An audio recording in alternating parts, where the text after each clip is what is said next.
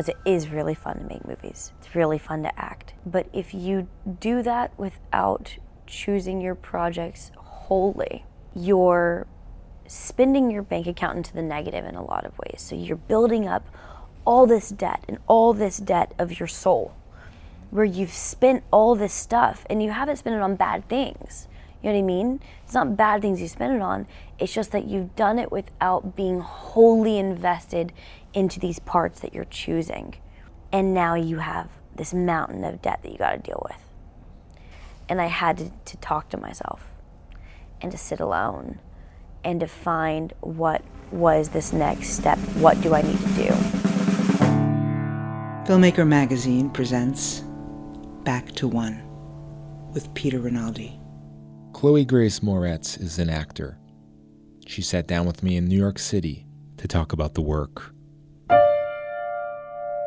Do you have a typical first step in your approach to like the prep work for a role? You know, so I would say being that I started acting when I was 5. Right. So it was always incredibly inherent to me how I went about it. So the person that really gave me my my method and my way of going about it was my brother. He was a stage actor. So he taught me to first and foremost think about their childhood. Mm-hmm. And that was my biggest thing, and still is this day. And what I really go in on first is what were the things they went through in their youngest years, their most formative memories, that got them to the places they are now. Because all of our, to psychoanalyze ourselves, all of our reactions currently are usually from what we've gone through as as children, and where we are now. So that's kind of the first step I take is childhood, parental relationship, first relationships, first loves, how those processes could have affected them now and why they are in this, 100 and something page script that you're reading. Why are they reacting to what they're reacting to in this way? What shaped them? Mm-hmm. And it's interesting that you started so young, and that your brother was kind of like, it's almost like you had like this training by your brother, but it wasn't too much training to interfere with your instincts. Exactly. You know? And I think that's why, like, maybe it seems like a lot of kid actors don't turn into great adult actors often. Right. Like you, I consider you a great adult actor. Thank you. And I'm trying to figure out why that I is. Think it's the training. Yeah. I mean, well, my brother and I had a big discussion about that when I was growing up, and how we wanted to bridge that gap, because there are a lot of adults who work kid actors where they have the exact same tropes they had as a child, and you watch them on screen and you go, well, that's the same cry I saw when you were 8 years old. That was the same cry I saw when you were 9 years old. Yeah. And now you're 30-something years old, and it's the exact same emotional beats, which isn't real for us as adults. Right. We don't cry, hopefully. Yeah. In our adult age, we don't cry the same way we cried when we were 12 years old. Right. And so it was a very active form of training that we did together, Trevor and I, where when I would fall into the same emotional cavities, which is what I try to refer to them as, are these emotional cavities that I'm comfortable in. I know I'm very good at certain ways of emotionally projecting myself, and I can do it, and it's solid, and it's a trope for me. Right. It's something that I can just passable. do. Yeah. It's passable, and it's good, but it's not exceptional.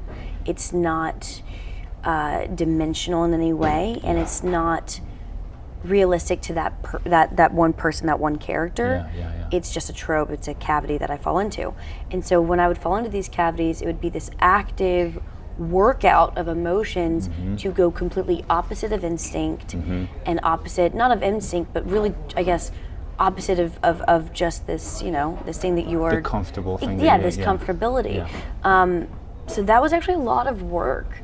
That happened, is still happening, where, and it really kind of brings itself out in fight scenes in movies and emotional dialogue, and when you raise your voice. And the thing that you understand that you do as an adult is you tend to not fight and be so bombastic.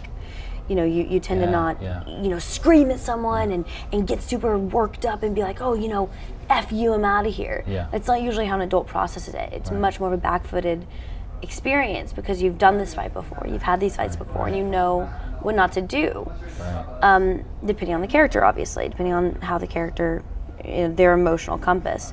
And so that was something that I still, to this day, it's a big deal for me to go opposite of my instincts of my child years in acting, because I'm really good at doing certain things, but I gotta make myself afraid of these projects that I'm taking on, and scare myself into choosing different options to where I do a take and I go, I don't know what I really just did. And that's where I want to keep myself guessing. Right. To go against that. And tell me where the relationship with a director comes into play there. Sure. with helping you. What exactly do you need in an ideal situation from a director? I think it is. I've tried to explain this before, and I don't. It's a weird thing for me because being a child actor, I never had an option to set the tone on a set. I was always at the mercy and the will of these older actors who would sometimes run a set really, really horribly and be really, really bad with the younger actors and just walk out on my coverage. And so I was a lot of the time working to tape marks and working to directors that kind of just saw me as the child and didn't see it as a very important, integral part of the story. So I had to work on my own. So for the most part, I do so much prep on my own to where I almost have this idea of what the character is going to do left, right, center, up, down, crying, laughing. I have so many ideas in my head that when I hit the playing field and I'm there on set, the director can kind of push me in any direction and I'll go there for them. Or they can virtually ignore me, which has happened before, and I'll end up giving them, 10 takes of completely different takes. And the way I look at it is, the more options, the better. Yeah. Because I guess I went through so many years of being just the child and so many people overlooking. That now I'm like, there is honestly any situation that isn't someone completely ignoring the scene, as a director ignoring the scene, is an ideal situation for me. I love input, I love collaboration, and I feed off of fear, I guess, in a lot of ways. I feed off of this energy inside of myself. I want to feel like I just jumped out of an airplane and I'm plummeting towards Earth and I gotta pull the chute. I want to feel that. And if I'm not getting that from the director, I'm going to really push myself and ask for that help from other actors. So when directors haven't been there for me and haven't had much input, and some directors just don't have a lot of input, they'd like to watch it unfold and do 100 takes and let you kind of spin out. And when that happens, I tend to lean on my other actors and I go like, throw me something, do something that you wouldn't do. It's not your coverage. Say something to me that you know is personal and get that affect and that that just that, to knock response. you off, knock you off guard. To kind of kick me in the stomach and be like, oh, I like to be taken off guard. And it's progressively as I get older and I do I've done over 64 movies now, so I've spent from 5 years old, I've spent 15 years on sets. So it's hard for me to find that energy, but I crave it and I fight for it no matter what. Let's talk about Cameron Post. I talked to John Gallagher Jr. A couple weeks ago and got the impression that there wasn't a lot of time on this shoot. And I wanted to know what that resulted in for you. Like, do you react well to that? Again, because of being a child actor, I never had that time. Never. Like, it was always rushed. I also, most of my life, I was working on hours where when you're a kid, you have 9.5 hours of work in your day. And you really only work about 4 of those hours. The rest of it's school. So it constantly was this kind of rush. And trying to get as much as possible on the fly as you can and get your moment and sink it in the first few takes. And for me, I'm one of those actors where I love 4 takes. I think 4 takes, 5 takes is great. I think anything over that, and some good things can happen, but I'm better in the beginning. I like it right off the bat. It's fresher, and I just work better in that sense. I don't like that warm up in it. And so for me with this movie, it was really interesting because we had 48 hours of prep. In those 48 hours, I was in New York City before we went upstate to film it. And my biggest like key thing I need to sink in and really get into was meeting survivors of conversion therapy. Because this, even though it's not telling a true story of one girl, there is no Cameron Post in real life, this is a reality for 700,000 Americans that have gone through this in America currently. So this was something that I needed to talk to them about it, and really also because this movie leaned into the comedic element of it and the hypocrisy of it, I needed to really get into whether or not they felt that in the actual moments of being there at the camps, and what that was like, and what those therapy sessions were like, and how much they themselves did believe that they were going to be able to cure themselves, or if they immediately knew that this was all BS from the beginning. So that was really what we did, and because we shot in 23 days, it was a chronological shoot. And we were filming in the camp that we were also living in. So these rooms that we were shooting in were also the bedrooms of us. So there was this weird moment, and it's one of those things where that can either work incredibly in our favor or can just kill us all. And I really chalk that up to Michael Clark, our amazing producer, and Desiree, because they really helped form a community within each other, where we ate dinner every day together, we ate breakfast every day together. We had bonfires every night. We would just sit by the fire and talk. And there was this beautiful art begets life thing where we didn't prey on the darkness, but we preyed on what the movie focused on, which is the interpersonal relationships that were being brought to the surface through this darkness of this camp and being so secluded with just each other. There are movies that go beyond being movies. They become things that people need to see. Certain people need to see that they will be changed. This is one of those movies. Like I got out of it and I said, people are waiting in middle America are need to see this movie. But for you, when you're in a movie like this as an actor, at a certain point does your responsibility on the other side of the camera start to raise up, and do you feel pressure? It might be a good pressure, but just the idea of being more than an actor. The importance. Yeah, I mean, I think, the story of this movie goes that we started filming this in Obama era. So it was a story that everyone involved in making it felt was pertinent because of our own personal lives. I have 2 gay brothers in my family. So being an advocate and an activist for the LGBT community was inherent to me. It was something that I always fought for. I always knew was a story that needed to be told. In America, was that the topic of discussion at the time? No, we were making leaps and bounds in Obama's last year for the LGBT community. We were on an incredible path to really opening it up to equality and it being really wonderful. Halfway through this movie, Donald Trump was elected president. That was a shift that literally happened within the 23 days of us filming this movie. Massive shift in our country, in our political climate, and the progression in the climate for the LGBT community.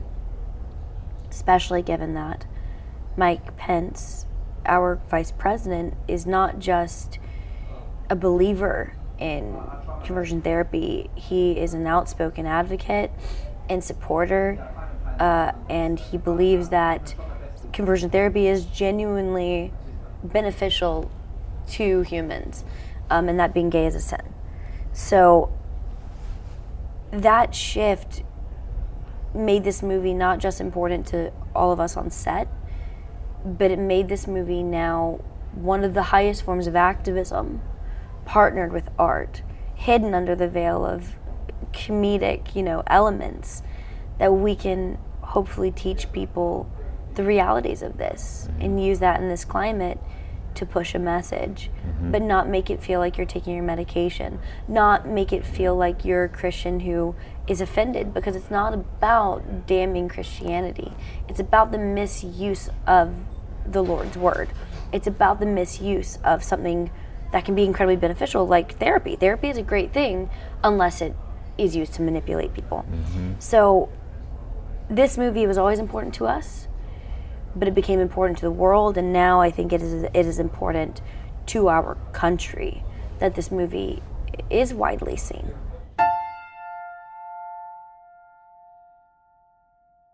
Can you talk about the conscious change that you made in the course of your career that I read about? Like, Right, the year and a half break. Yeah, what was that about, and what prompted that? So, I had just released Fifth Wave and Neighbors 2, and I got to this point in my life, in my career, that it was a weird place to be, because I wasn't unhappy with my movies. I wasn't unhappy with the product of them and how they looked and if they were good or not. I genuinely think they're great movies. It was really just myself that I was in the process of pre-production on a film that I had signed up for with a major studio. It was a major film, and I was up against obstacles that to me felt rhetorical. They felt like they weren't even an option to be an obstacle. The fact that they were obstacles, I was fighting for something that felt to me like a no-duh situation. I was like, why wouldn't you want the character to do this? There's no reason to make this movie unless the character does these things. Otherwise, this is a story that is just so regressive. This doesn't need to be told. And I felt this fire within myself that I'd had my entire life, and this love and this passion for acting and for creating my characters and that collaboration. I felt it dwindling, and I was absolutely terrified because I looked in the mirror and I didn't recognize myself in that sense, because part of my identity and my who I am is not just an actor, but I emote, and I live to emote, and I live to collaborate, and I live to create characters and wear the skin of these characters and show their stories and do them justice on screen. And to feel that need and that want to start to dissipate was absolutely jarring, absolutely terrifying. And I looked at my brother and I explained this to him, and I was like, I gotta stop. I gotta pull back, and I gotta figure it out, because I'm not gonna let this fire die. I can't. If I let that die, I don't know who I am. And so I was like, I gotta pull out. And everyone besides him said, don't do it. Right. They were like, don't do it. You might be completely forgotten if you do this. You might never get a job again. This studio could turn around and blackball you from this entire industry. And I said, you know what, let them do it. Because at the end of the day, I gotta trust my talent. I gotta trust who I am and what I've always been, which is an actor and a hard worker, and I fight for roles. And I gotta trust that when I walk into those audition rooms, I'm sure I'm gonna have to audition all over again and start it all over again and not get offered parts. I was like, but when I walk into that audition room, I need to prove to myself that I'm fighting for something that I wanna fight for. And I pulled out, and I sat back, and it took a year and a half. And over that year and a half, I read, and I watched things, and I listened to things, and I traveled, and I got really quiet, and I learned to open up this discussion within myself, which I had silenced, which was not just that I loved acting and I wanted to work all the time because it's fun to be on set, because it is really fun to make movies. It's really fun to act. But if you do that without choosing your projects wholly, you're spending your bank account into the negative in a lot of ways. So you're building up all this debt and all this debt of your soul, where you've spent all this stuff and you haven't spent it on bad things. You know what I mean? It's not bad things you spend it on. It's just that you've done it without being wholly invested into these parts that you're choosing. And now you have this mountain of debt that you got to deal with. And it took me that 1.5 years to deal with that. And I had to talk to myself and to sit alone and to find what was this next step. What do I need to do? And it meant that I had to be just 100% certain of my characters I was choosing. 100%.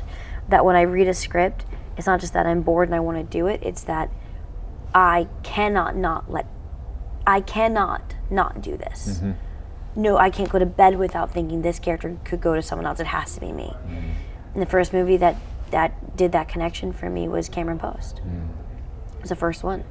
And then right after that, it was Suspiria. And it was to be, the first 15 minutes of a movie, to take on this 20-page scene with Luca, to speak German, and to act opposite Tilda Swinton dressed up as Lutz Eberdorf in full head-to-toe prosthetics, and to do a marathon of a scene that terrified the hell out of me.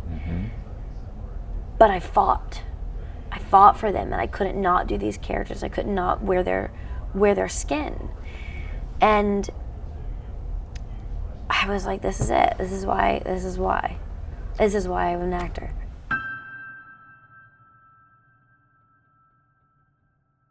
Every day in a conference room somewhere, there's somebody saying, we need a Chloë Grace Moretz type. Right. With this newfound thing you have of really trying to find great roles. Yeah. I'm sure you get tons of scripts coming to your office. Yeah. Do you just have a team of people going through these things? Are you panicked that some kind of gold Right. is Like Cameron somewhere? Post. Yeah. Well, everyone overlooked this movie, and that the person for me that does all this with me is Trevor. Trevor was the only person that championed this script. My agent said, don't make it. They said, don't make it. Desiree's done one movie. It was a small movie. It was pretty much, about her own life. We don't know if she can do a proper narrative. This movie is being made for less than $1 million. You'll be paying to be a part of it. And ultimately, what's the point? And Trevor was the one that found this script, fought for it, pulled it out, and was like, because what they said is like, we need a Chloë Grace Moretz type to do this movie. And they never thought I would do it. And I read it, and we called them up, and I was like, I want this movie. And they were like, wait, what? You do? And I was like, yes, I want this movie. And it's Trevor and I. And he knows you. That's the thing. Yeah. And you trust him, obviously. And He is me, and I am him. Like, he can speak for me right. 100%, and I know that it's exactly the way my brain is working in that moment. Right.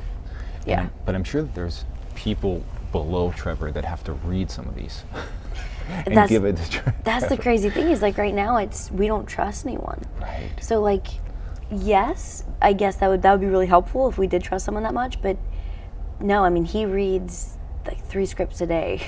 That's great. And I read a ton of scripts, and we really do it all of ourselves, because there have been things that have gone unnoticed, where they go, you don't need to read this. And we go, hi, ding dong, why'd you pass on this script? Yeah. And it still happens all the time. Well, we'll have someone come up to me and go, the script is in the hands of da-da-da-da, and I'm like, that never got to me. And it's like, I don't care who's making it, how big, how little they are, what production team it is. Bring me the script and let me read it.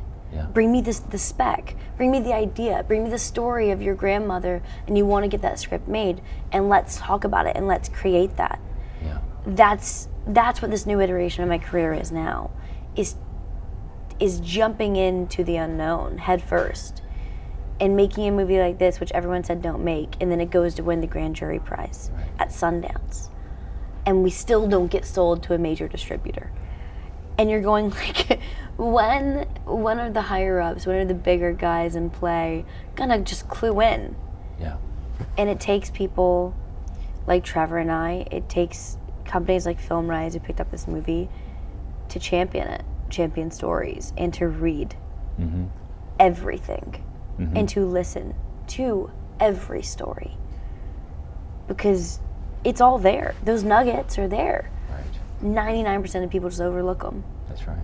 Will you come back on the show again? Yeah, definitely. I'd really like that. Chloë Grace Moretz, thank you so much for this. Thank you. I appreciate this so much. Wonderful. Back to One is a production of Filmmaker Magazine, which is a publication of IFP, the Independent Filmmaker Project. It's produced by Spencer Ring. Listen to back episodes of this podcast at filmmakermagazine.com or wherever you get your podcasts.